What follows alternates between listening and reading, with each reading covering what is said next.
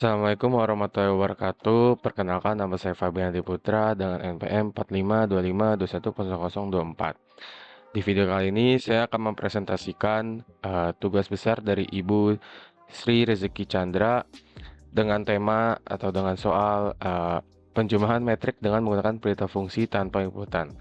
Sebelum kita lanjut ke materinya, kita akan membahas sedikit tentang apa itu function di dalam sebuah codingan C++.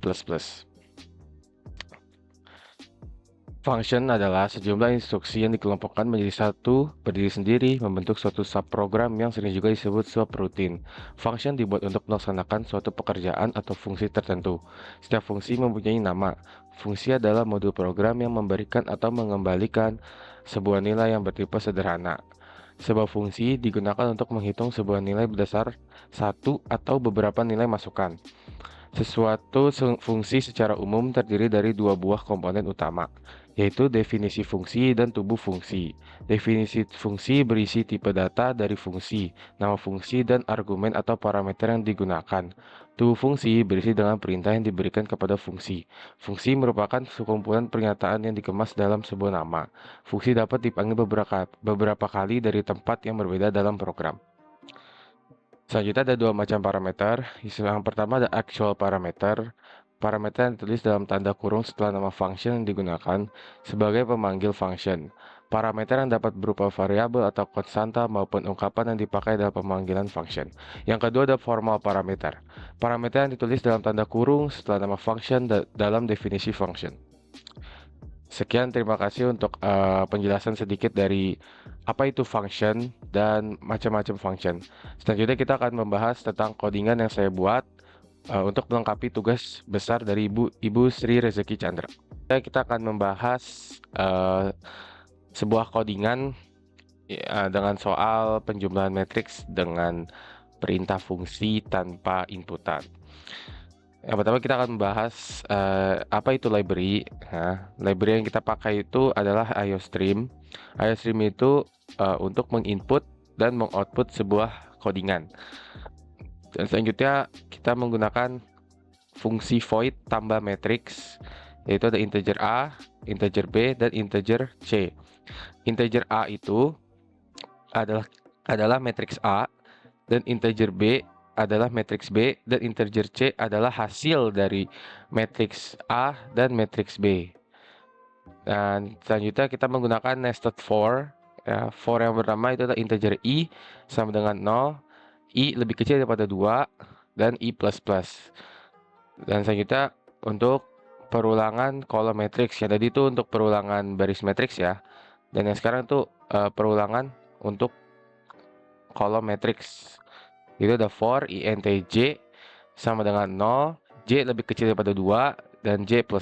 Selanjutnya ada proses penjumlahan elemen matriksnya ya. Jadi proses penjumlahan antara matriks A dan matriks B untuk menghasilkan matriks C. Dan di sini C, I, J sama dengan A, I, J plus B, I, J. Jadi ini C sama dengan matriks A ditambah matriks B. Nah, selanjutnya kita menggunakan fungsi lagi ya. Fungsi void tampil matriks int m, integer m. Nah, di sini fungsinya kita akan menampilkan isi dari matriks itu ya, untuk mengisi angka-angka dari matriks yang kita buat. Nah, M itu adalah isi ya. M itu adalah menampilkan ya, untuk menampilkan isi dari matriksnya. Nah, kita menggunakan nested for lagi. Nah, tapi nested for di sini untuk perulangan menampilkan baris dan kolom. Jadi repetition untuk menampilkan isi dari matriks A dan matriks B ya, hasilnya ya. Nah, di sini for inti sama dengan 0, I lebih kecil daripada 2, I++. Dan selanjutnya ada for intj sama dengan 0, J lebih kecil daripada 2, J plus plus. Nah, di sini kita cout ya, M, I, dan J. Di sini kenapa kita pakai kutip? Nah, kutip itu untuk mengasih jarak ya. Jadi ibarat kayak spasi dalam codingan. Jadi pas kita outputin atau kita running sebuah program itu, kita eh, setelah menginput tanda kutip 2 ini, pasti di dalam codingan ada spasi-spasinya gitu. Jadi kita tidak bentrok atau tidak nyatu dalam sebuah codingan. Nah, selanjutnya kita cout NL, kita membuat line baru ya. Nah, di sini integer main ya. Kita di sini setelah kita menggunakan fungsi di atas semua ini, kita tinggal mendeklarasikan isi-isinya. Nah, di sini untuk mendeklarasikan ini dan menginisialisasi matriks A. Integer A yang isinya adalah 1, 2, 3, 4. Dan deklarasi selanjutnya ada deklarasi yang B nih, matriks B. Isinya 5, 6, 7, 8. Dan deklarasi C, matriks C ini hasil dari yang penjumlahan ini ya, matriks A dan matriks B. Dan kita setelah itu memanggil fungsi yang ada di atas tadi nih ya, memanggil fungsi tambah matriks ya. Di sini tambah matriks A, B, dan C. Dan selanjutnya kita untuk menampilkan matriks A-nya itu, kita memanggil fungsi lagi di sini, tampil matriks ya. Di sini tampil matriks A. Nah, selanjutnya untuk menampilkan matriks B, kita panggil lagi fungsinya, yaitu tampil matriks B. Dan selanjutnya menampilkan hasil dari penjumlahan matriks A dan matriks B. Di sini kita panggil lagi nih, tampil matriks C. Nah, untuk melihat runningan programnya bisa kita lihat di sini ya.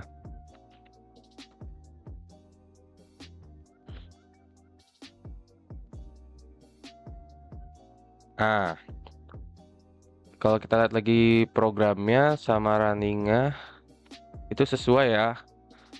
Matriks A itu 1, 2, 3, 4. Matriks A 1, 2, 3, 4.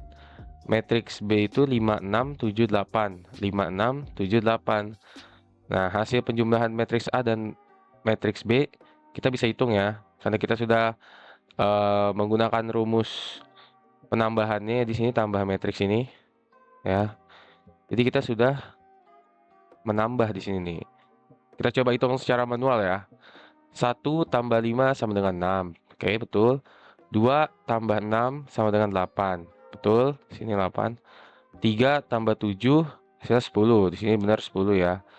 4 tambah 8 hasilnya 12. Benar berarti ya. Jadi program dan runningan programnya sudah cocok, sudah sesuai yang kita mau ya. Dan selanjutnya kita akan membahas pseudocode dan algoritma atau bahasa alami dari codingan ini ya. Selanjutnya kita membahas algoritma dan atau bahasa alaminya. Pertama membuat function tambah matriks, integer A, integer B, integer C.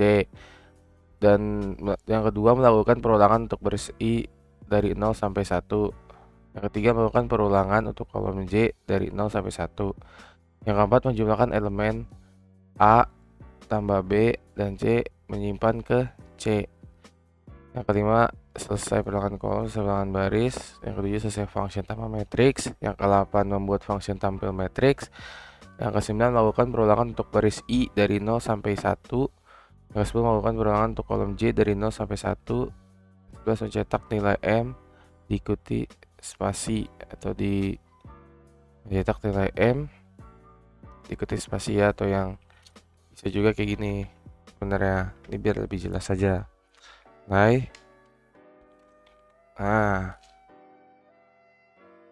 selesai perulangan kolom, mencetak new line, selesai perulangan baris, selesai function, mendeklarasikan dan menginisialisasi matriks A, mendeklarasikan menginisialisasi matriks B, Yang ke-18 mendeklarasikan matriks C untuk menyimpan hasil penjumlahan, ya penjumlahan dari matriks A dan ditambah matriks B. Yang 19 memanggil function tambah matriks untuk mencetak matriks A. Cetak new line, memanggil function tampil A, mencetak matriks B. Yang kedua, mencetak new line.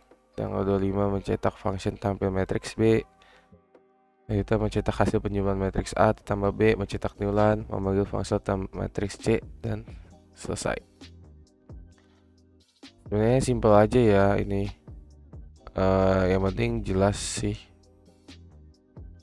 Ya, terima kasih sudah menonton video tugas besar saya. Semoga materi yang saya berikan bisa berguna kepada mahasiswa-mahasiswa tahun ajaran selanjutnya, adik-adikan saya atau adik semesteran saya. Semoga ilmu saya bisa berguna. Dan sampai sini aja. Wassalamualaikum warahmatullahi wabarakatuh.